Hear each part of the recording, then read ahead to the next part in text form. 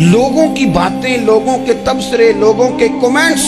बोले इमाम शाफी फरमाने लगे, लोगों की बातें पत्थरों की तरह होती हैं, ये रोड़ों की तरह होती हैं। अगर इन्हें कमर के ऊपर रख लोगे ना तो ये तुम्हारी कमर तोड़ देंगी, और अगर तुम इनको अपने पैरों के नीचे रख लोगे तो तुम्हारा कद ऊंचा हो जाएगा।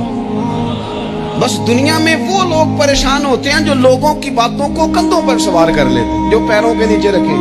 ओ मेरे भाई, लोग भी अपनी बातों में दफन करना चाहते हैं, लेकिन याद रखना जो चमकने वाले थे वो चमकते ही रहे। जिनको अल्लाह ने इज्जत दी थी उनकी घटाई कोई नहीं सका।